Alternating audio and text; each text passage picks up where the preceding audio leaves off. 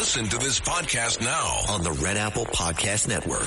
The Leadership Thread with Dr. Peggy Polonus. I'm Dr. Peggy Polonus. Join me on each episode where I unravel the story that shaped leaders, tracing the thread that led them where they are today. Because leadership isn't born in adulthood. And thank you once again for joining us on the Leadership Thread, education, ethics, and sustainability.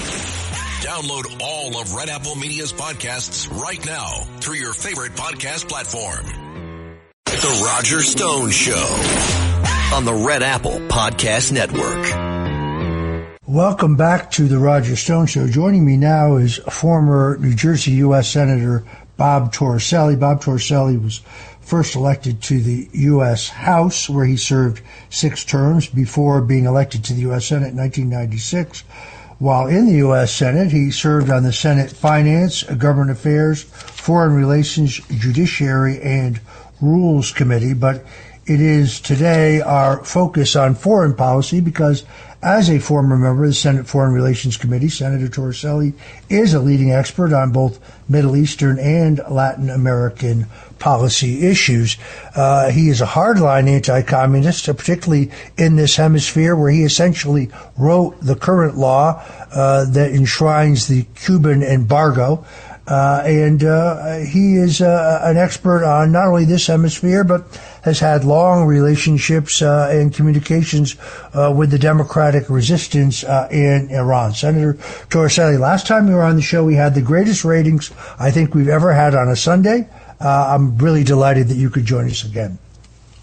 Thanks, Roger. I look forward to it and always enjoy it. Thanks for having me.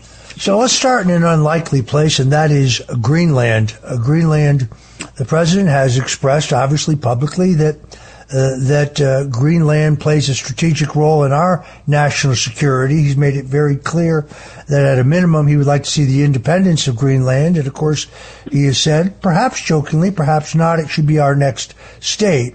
You actually are slightly to the right of the president when he ruled out any military action and said that he hoped to gain Greenland through negotiation. Tell us about the strategic importance of Greenland, why this isn't just jingoism. There's a legitimate reason why Greenland should be under U.S. control. Well, first, I really regret that the debate about Greenland so quickly became both partisan and personal, because somehow the strategic interest of the United States was overshadowed in what became a nasty and simplistic debate. American concern with the Greenland goes back 200 years. This has always been a concern that this massive piece of land controlling the Northwest Passage and access to the Arctic was depopulated and was really not under anyone's military control. The arguments that I would make today for Greenland are not any different than FDR made in 1942 when the United States invaded and occupied Greenland because of concern about it falling into German hands. A foreign adversary with control of Greenland, as I say, not only would control water passages through the Northwest and to the Arctic, but would be a massive advantage as controlling air access because of possible bases. It cannot be in foreign hands. My view is what got lost in this is, if I had been advising the president, it would have been this. In the 21st century, first of all, there should be no colonies in North America. The idea of having a European colony in North America in the year 2025 is absurd. And second, while we all agree in the will of people to determine their own futures, the fact of the matter is, for all practical purposes, Greenland is unpopulated. There's 50,000 people, so there's probably 25,000 adults. The population is falling by 20% per decade. There is no population. That's less people than in a small New Jersey town. So the question is, what does this mean for American security? And I think it's central. Now, add to that the fact that we are in a desperate situation, and I'm not overstating it, with these rare materials. Let's just call a spade a spade. The United States went eyeball to eyeball with the Chinese on processors for artificial intelligence versus rare materials, and we gave in. We gave them the NVIDIA chips in order to keep the flowing of rare material. If we are going to defend this country and be economically competitive, we need these rare earth minerals. Greenland has them. The United States has a limited supply, and it just adds on to what otherwise, I think, militarily is a compelling situation. Yeah, no, you're absolutely right about this. We have been asleep at the switch as the Chinese have gotten access and control of rare earth minerals in Africa, in South America, in Central America, in Eastern Europe, and elsewhere in Asia. President Trump has a very aggressive task force, and we are now openly competing in this marketplace, but we are definitely playing catch-up ball. As I said earlier on the show, both Alberta and Saskatchewan, where you have active secessionist movements, both of which could become independent, are both very rich sources of rare earth minerals. In fact, the greatest single depository of potash in the world happens to be in Saskatchewan. So I think you identified... It is in Canada. And Roger, just so your audience understands, this isn't a question that we couldn't make a cell phone. We couldn't make a jet engine or electronics for a fighter plane. We couldn't make a missile. But we could not defend the United States. In the Second World War, the Japanese were able to control the supply of rubber to the United States. We panicked because we wouldn't be able to make vehicles. This is 100 times more important.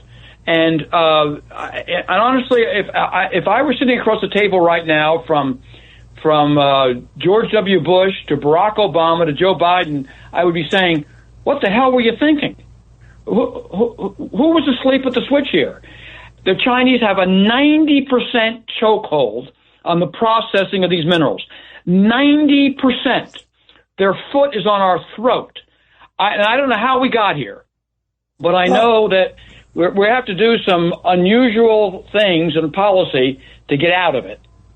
The same people who decided that we should have many of our most popular and most effective, most necessary pharmaceuticals made in China, which makes no sense whatsoever. Exactly right. No one was paying attention. But on the issue of Greenland, it goes back to you almost couldn't make this up. So the European position, as I take it, is if the United States were to claim Greenland because it's vital for our joint economic future, the United States and Europe, that it be developed, and second, for our own defense of the Arctic and the Northwest, they would punish us by breaking up NATO. I mean, you almost couldn't make this up. So let me get this right. Make my day. You don't like our policy, so you're not going to allow us to pay for your defense anymore. Denmark, first of all, doesn't have the resources to defend Greenland. The economics and the quality of life in Greenland are not good because they can't finance their colony in our hemisphere. And as you correctly pointed out, Franklin Roosevelt, Harry Truman, a Democrat, and Dwight Eisenhower all expressed concerns about the national security aspects of Greenland. I think and honestly, Roger, to this day, I've actually, as one who loves American history and studies it for a lifetime, I don't really know why Harry Truman let it go back. But I would wager this, and I'd love to know from an FDR scholar. Roosevelt was so anti-colonialism that my guess is, had he not died in April 1945, it would not have gone back to Denmark. He was determined the Europeans were not going to reclaim colonial territory.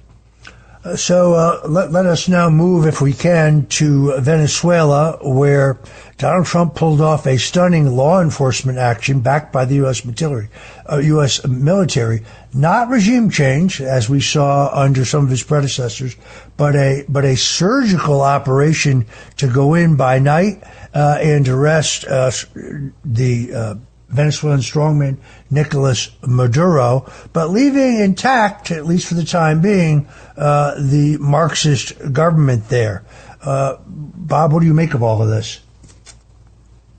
Well, first, this can never be discussed without Democrats or Republicans, right or left, acknowledging in our lifetime it was the most brilliant military law enforcement operation that I've ever seen.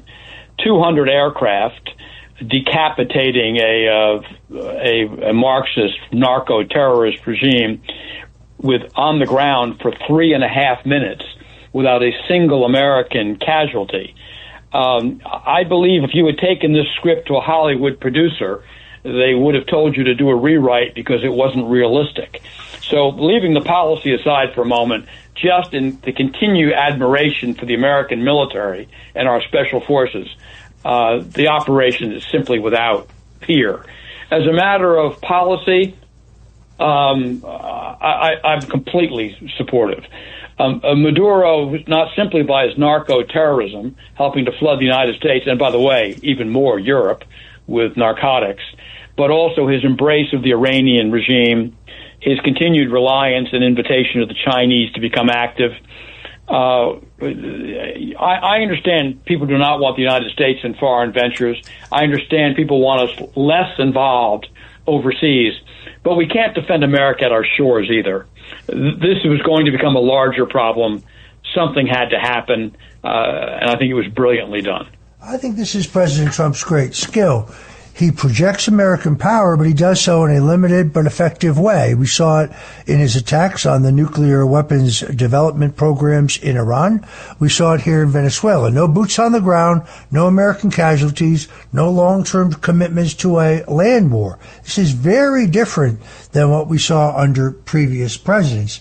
And it bridges the gap within the Republican Party between the neocons who want to see a hard line in Iran, want to see a hard line in Venezuela, and the non-interventionists who want to avoid foreign entanglements. Trump is somewhere there in the middle. He will always protect American interests.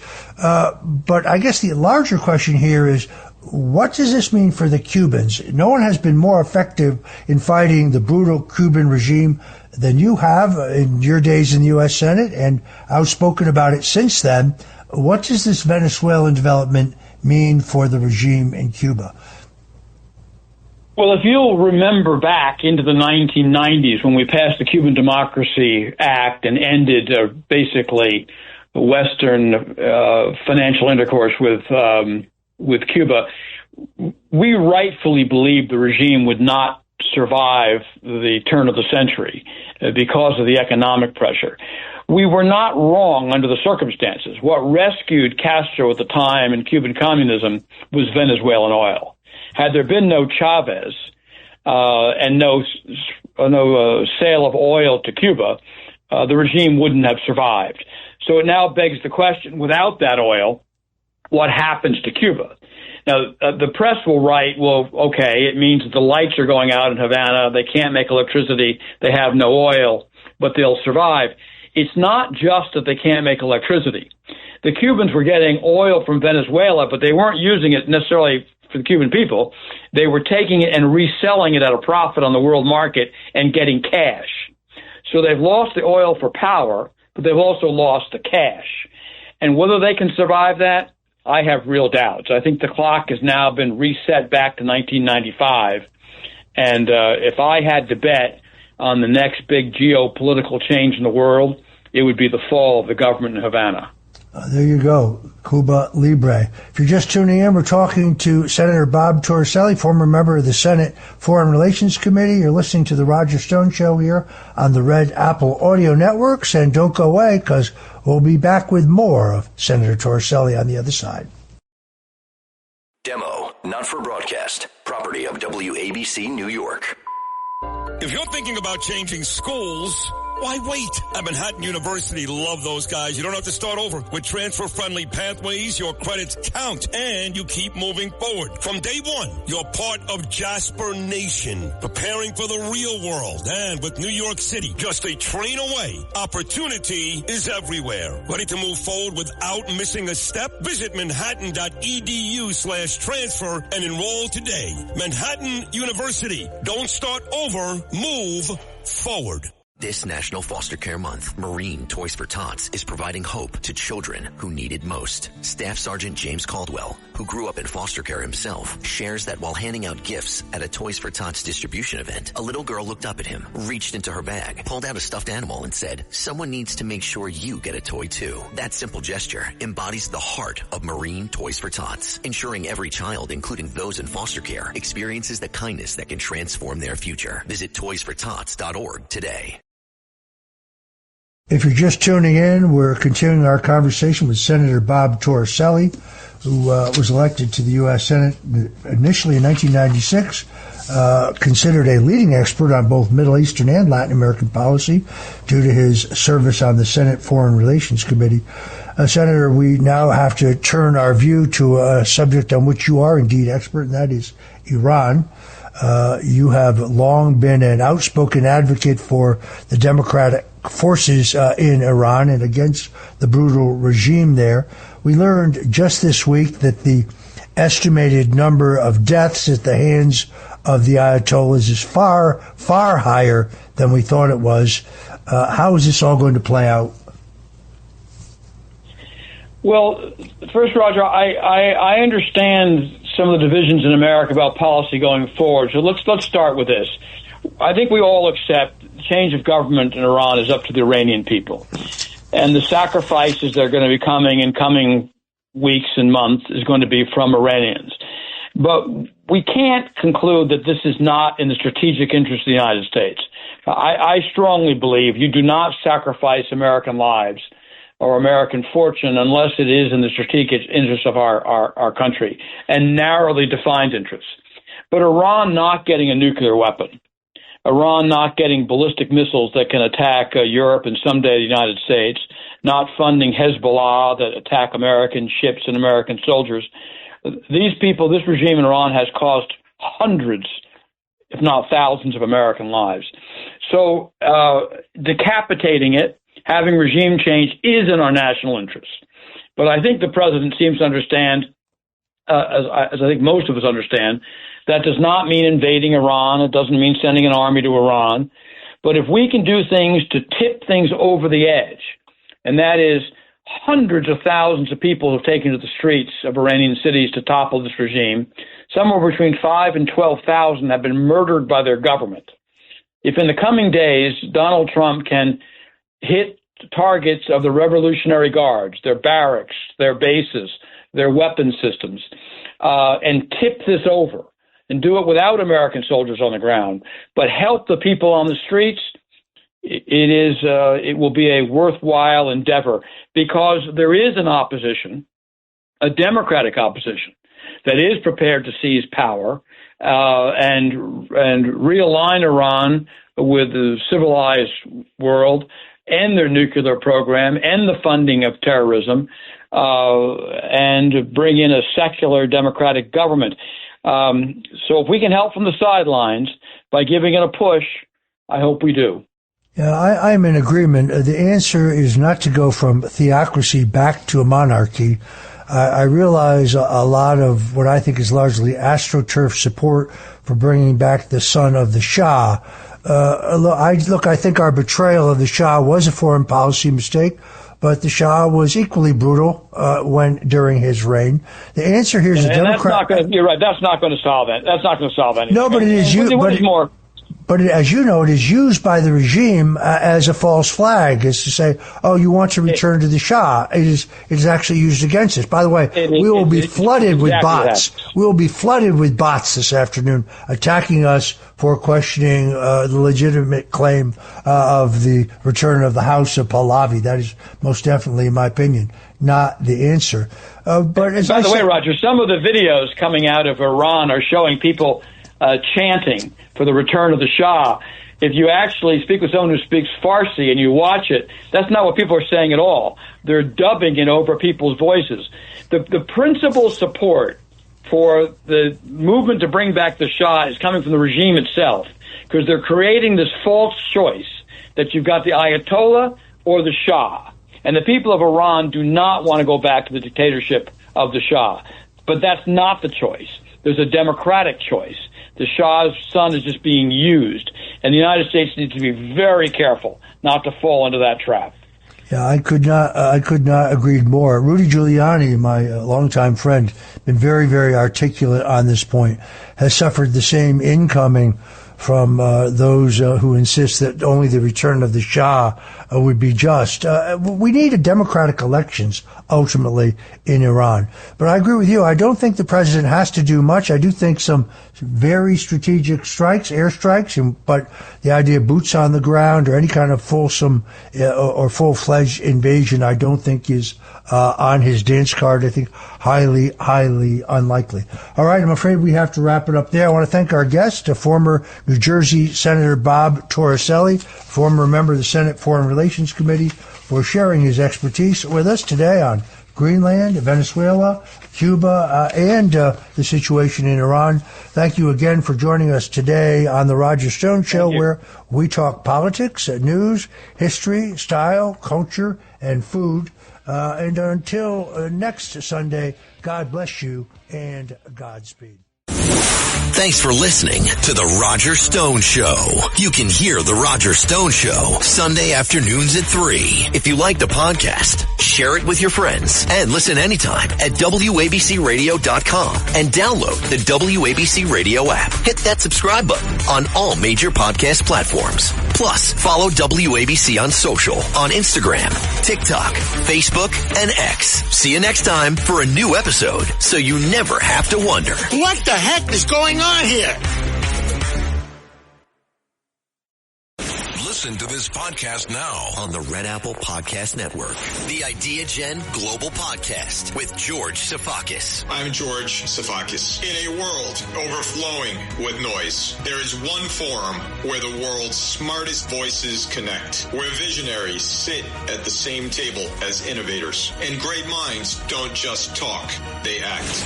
Download all of Red Apple Media's podcasts right now through your favorite podcast platform.